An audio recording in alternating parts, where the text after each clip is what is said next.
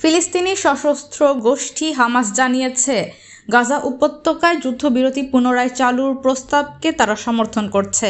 মধ্যস্থতাকারীদের দেওয়া এই প্রস্তাবের আওতায় ইসরায়েলের কাছে 5 জন বন্দীকে ফিরিয়ে দেওয়া হবে, যার বিনিময়ে 50 দিনের যুদ্ধবিরতি কার্যকর করা হবে।